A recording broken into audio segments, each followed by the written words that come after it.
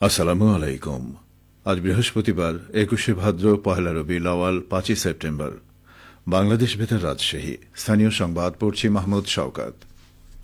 অন্তর্বর্তী সরকারের প্রধান উপদেষ্টা, শান্তিতে নোবেল বিজয়ী অর্থনীতিবিদ ড মোহাম্মদ ইউনূস ছাত্র জনতার গণ অভ্যুত্থানের আকাঙ্ক্ষার বাংলাদেশ গড়ে তুলতে সকল পর্যায়ে সংস্কার কর্মসূচি গ্রহণ ও বাস্তবায়নের জন্য সচিবদের দ্রুততার সাথে কাজ করার নির্দেশ দিয়েছেন।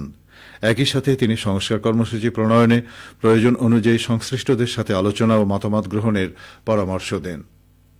গতকাল প্রধান উপদেষ্টার কার্যালয়ে আয়োজিত সচিব সভায় তিনি এই নির্দেশনা দেন।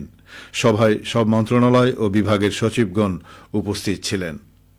পরে প্রধান উপদেষ্টার প্রেস উইং থেকে পাঠানো এক বার্তায় বলা হয়, প্রধান উপদেষ্টা সচিবদের বলেছেন, সৃষ্টিশীল ও নাগরিক বান্ধব মানসিকতা নিয়ে প্রতিটি মন্ত্রণালয় ও বিভাগ স্বল্প, মধ্য ও দীর্ঘমেয়াদী সংস্কার কর্মসূচির কর্মপরিকল্পনা দাখিল করবে, যা নিয়মিত মূল্যায়ন ও পরিবীক্ষণ করা হবে।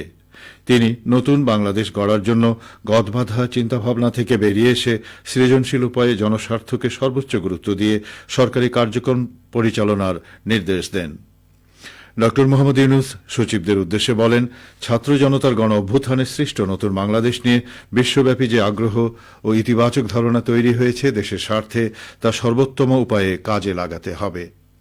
তিনি বলেছেন, জুলাই আগস্ট গণ অভ্যুত্থানে ছাত্র জনতা বৈষম্যহীন মানবিক দেশ গড়ার যে প্রত্যয়, যে ভয়হীন চিত্ত উপহার দিয়েছে, তার উপর দাঁড়িয়ে বিবেক ও ন্যায়বোধে উজ্জীবিত হয়ে স্ব ক্ষেত্রে সততা, নিষ্ঠা, জবাবদিহিতা নিয়ে নতুন বাংলাদেশ গড়ে তুলতে হবে।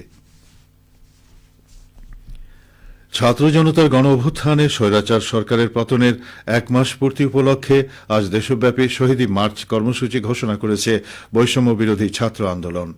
গতকাল ঢাকা বিশ্ববিদ্যালয়ের টিএসসিতে এক সংবাদ সম্মেলনে এ ঘোষণা দেন আন্দোলনের সমন্বয়ক সার্জিস আলম। তিনি বলেন, ৫ সেপ্টেম্বর ছাত্র জনতার অভ্যুত্থানের ১ মাস পূর্তি উপলক্ষে শহীদী মার্চ করা হবে। সারা দেশে ইউনিয়ন থেকে মহানগর সব পর্যায়ে শহীদদের স্মৃতি ধারণ করে আহত ভাই বোন যারা হাসপাতালের বিছানায় কাতরাচ্ছে, যে ভাই বোনেরা হাত চোখ হারিয়েছে, তাদের প্রতি শ্রদ্ধা জানিয়ে কর্মসূচি পালন করা হবে। বেলা ৩টায় ঢাকায় শহীদী মার্চ শুরু হবে ঢাকা বিশ্ববিদ্যালয়ের রাজু ভাস্কর্যের সামনে থেকে। বৈষম্য বিরোধী ছাত্র আন্দোলনের ব্যানারে গত জুলাইয়ের শুরুতে সরকারি চাকরিতে কোটা সংস্কারের আন্দোলন শুরু করেন শিক্ষার্থীরা। এই আন্দোলন দমনে ছাত্রলীগ সহ তৎকালীন ক্ষমতাসীন আওয়ামী লীগের বিভিন্ন সংগঠন ও আইন শৃঙ্খলা রক্ষাকারী বাহিনীর হামলা নির্যাতনের এক পর্যায়ে তা সরকারের পতনের আন্দোলনে রূপ নেয়। ছাত্র জনতার তুমুল আন্দোলনের মুখে ৫ই আগস্ট শেখ হাসিনা প্রধানমন্ত্রীর পদ থেকে পদত্যাগ করে দেশ ছাড়েন। এর মধ্য দিয়ে আওয়ামী লীগের টানা প্রায় ১৬ বছরের শাসনের অবসান ঘটে। বাংলাদেশের আকাশে গতকাল হিজরি ১৪৪৬ সনের পবিত্র রবিউল আউয়াল মাসের চাঁদ দেখা গেছে।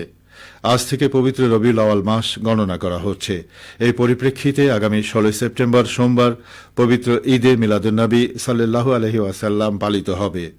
গতকাল সন্ধ্যায় বায়তুল মোকাররমে ইসলামিক ফাউন্ডেশন সভাকক্ষে ধর্ম মন্ত্রণালয়ের সচিব মোহাম্মদ আব্দুল হামিদ জমাদ্দারের সভাপতিত্বে অনুষ্ঠিত জাতীয় চাঁদ দেখা কমিটির সভায় এই সিদ্ধান্ত হয়।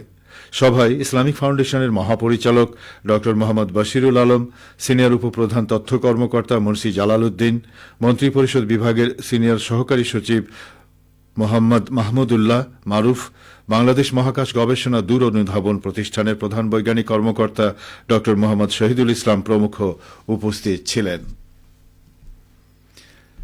রাজশাহীতে সেনাবাহিনী, র্যাব, বিজিবি, পুলিশ, আনসার এবং জেলা প্রশাসনের ম্যাজিস্ট্রেটের নেতৃত্বে যৌথ অভিযান চলছে। এই অভিযানে অবৈধ আগ্নেয়াস্ত্র উদ্ধার এবং নাশকতাকারীদের আইনের আওতায় আনা হবে। রাজশাহীর নতুন পুলিশ সুপার মোহাম্মদ আনিসুজ্জামান বলেন, সরকারের আহ্বান সত্ত্বেও রাজশাহীতে ২৫৬টি আগ্নেয়াস্ত্র জমা হয়নি। এছাড়া লুট হওয়া ৬৫০ রাউন্ড গুলিও জমা হয়নি। এসব অস্ত্র উদ্ধারে মঙ্গলবার রাত থেকে যৌথ বাহিনীর অভিযান শুরু হয়েছে। তিনি জানান, ২৫৬টি আগ্নেয়াস্ত্রের মধ্যে ৯৮টি রাজশাহী মেট্রোপলিটন পুলিশের বিভিন্ন থানা থেকে লুট হয়েছে। এছাড়া গুরুত্বপূর্ণ ব্যক্তিদের কাছে লাইসেন্স করা ১৫৮টি আগ্নেয়াস্ত্র রয়েছে। সরকার নির্ধারিত সময়ের মধ্যে তারা এসব আগ্নেয়াস্ত্র জমা দেননি। তিনি আরও জানান, রাজশাহী জেলা পুলিশের থানা থেকে কোনো আগ্নেয়াস্ত্র লুট হয়নি, তবে 650 রাউন্ড গুলি খোয়া গেছে। এছাড়া 11টি গাড়ি ক্ষতিগ্রস্ত হয়েছে। জমা না দেয়া আগ্নেয়াস্ত্র উদ্ধার ও নাশকতাকারীদের ধরতে যৌথ বাহিনীর অভিযান চলছে। নাটোরে আউশ ধান কাটা এখন শেষের পথে, ফলনও পাওয়া যাচ্ছে আশানুরূপ।